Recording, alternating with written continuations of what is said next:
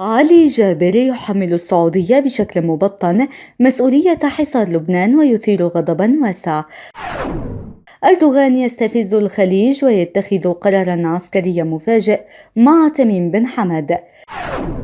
هذا شرط السعودية للسماح بدخول الكويتيين إلى أراضيها، تعرف عليه. كاتب سعودي يفجر مفاجأة: مكبرة الصوت في المساجد حولت مدن المملكة إلى ساحة حرب. السلام عليكم وأهلا بكم في نشرة الأخبار الخليجية لهذا اليوم. يرجى الاشتراك في القناة وتفعيل زر الجرس وضغط إعجاب للفيديو لتحفيزنا. ننتقل الآن من العناوين إلى تفاصيل النشرة. أثارت تغريدة كتبها علي جابر رئيس مجموعة MBC السعودية حول الأوضاع في لبنان ضجة واسعة وغضبا سعودي. وقال علي جابر في تغريدة إن لبنان يواجه حصار من الإقليم وتصدعات الداخل وممسوكا من منظومة تقود شرائح اجتماعية منظمة لا إمكان للسيطرة السلمية على تحركها. وأضاف علي جابر: لذلك فإن أبواب الجحيم اللبناني ضخمة ومرتفعة، وعلينا توقع الأسوأ قبل ولادة ونضج مسار طويل من القدرة الدياسبورية على الإنقاذ.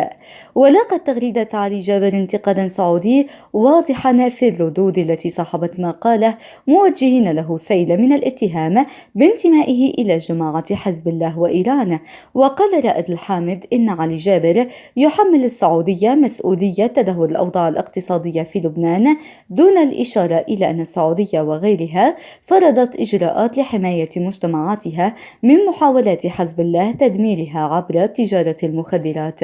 فيما رد عليه سامي المرشد قائلا: الذي يحاصر لبنان هم الذين يعملون على تنفيذ توجهات المشروع الإيراني من دول وأحزاب وأشخاص، وهذا واضح ويعرفه القاصي والداني، وهدفهم إفشال الدولة اللبنانية وتقويض المجتمع ليتمكنوا من السيطرة على لبنان بالكامل كجزء من إمبراطورية الولي الفقيه التي يحلمون بها.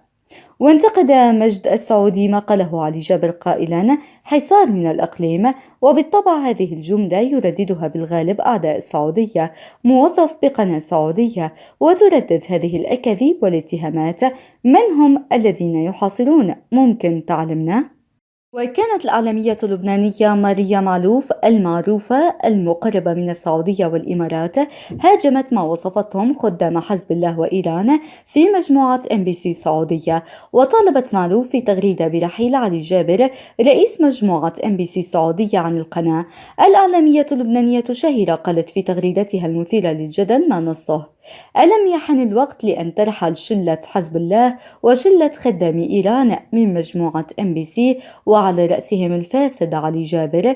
واتهمت معلوف علي جابر بالسعي لتلميع أشكاله المجرمين الذين يختبئون في لبنان تحت عباية سيدهم الإيراني. وأضافت: المغرد السعودي وقف مستنكرا ما يحصل من تجاوزات، أعتقد أنهم كفوا ووفوا في علي جابر وأشكاله.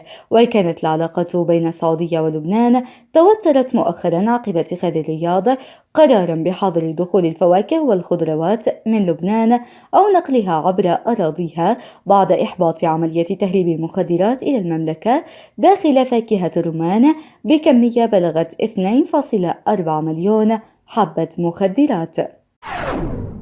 اتهم المحلل والكاتب السعودي فهد شقيران مكبرات الصوت في المساجد أنها حولت المدن السعودية إلى ساحة حرب.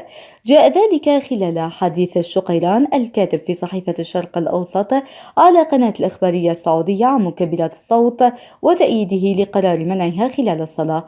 وقال شقيران إن مكبرات الصوت في المساجد ليست سوى أداة سياسية للتنظيم السروري في السعودية، أي ما يعرف بتيار الصحوة.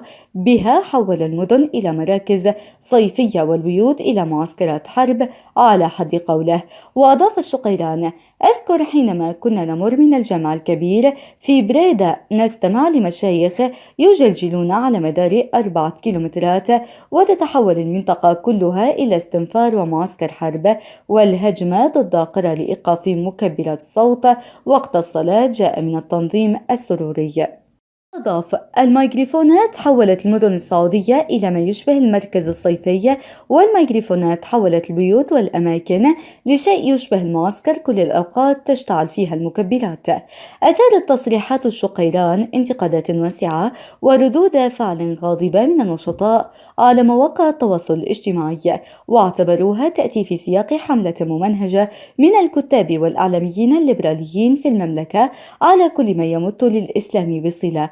وفي هذا السياق كتب الدكتور عبد العزيز التويجري المدير العام السابق للمنظمة الإسلامية للتربية والعلوم والثقافة: بعد ألو وشكرا، جاء من يقول إن الميكروفونات في المساجد أداة سياسية سرورية حولت المدن السعودية إلى ساحة حرب. الجماعة انهبلوا. وأضاف تويجري في تغريدة أخرى: من كثرة ترديد عبارة قبل الصحوة وبعد الصحوة من قبل من يريد تشويه تعاليم الإسلام وقيمه وآدابه وتبخيسها، يتضح أن الهدف ليس الصحوة بما لها وما عليها تراها صارت سامجة.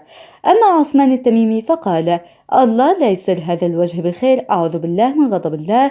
هي برامج صيفية يتعلم فيها القرآن والحديث والمسابقات الثقافية. ما هو الضرر؟ هل أصوات الصخب والموسيقى وجلب شرار الخلق هي البديل؟ اللهم أجرنا في مصيبتنا. وجاءت تصريحات الشقيران بعد أيام من انتقاد الصحفي السعودي في قناة العربية مشاري الذايدي مفردات السلام عليكم وجزاك الله خيرا، ويعتبرها من مفردات الصحوة الدخيلة على المجتمع السعودي، الأمر الذي أثار سخرية واسعة في وسائل التواصل الاجتماعي. وكان الأمير السعودي سلطان بن خالد آل سعود شن هجوما حاد الخميس على الكتاب والإعلاميين السعوديين الليبراليين، وصفهم بالمشوهين فكريا والحاقدين على الدين الإسلامي. وقال الأمير السعودي في سلسلة تغريدات على تويتر: ما نعانيه آفة ليست بسيطة، فنحن لا نعاني من ليبرالية أو علمانية بمفهومها الغربي، بل ما نعاني منه هو مجموعة من المشوهين فكريا والحاقدين على تعاليم ديننا الإسلامي، يندرجون تحت مسميات مختلفة لكنهم يتفقون على الهمز واللمز ضد العلماء أو السنة، حتى وصل بعضهم من الأغبياء بالطعن بالقرآن. أعلن الرئيس التركي رجب طيب أردوغان اليوم أن قطر شريك في تمويل مصنع جنازير الدبابات، مؤكدا أن ملكية المصنع عائدة لوزارة الدفاع التركية. جاء ذلك في كلمة للرئيس التركي خلال تفقده مصنع جنازير الدبابات بولاية سكاريا شمال غرب تركيا في إطار زيارته لها. وأكد أردوغان أن ملكية المصنع عائدة لوزارة الدفاع وستبقى للدولة، وذلك ردا على مزاعم المعارضة بشأن التعاون مع قطر، مشددا على أن قطر شريك في تمويل مصنع جنازير الدبابات بنسبة 49%.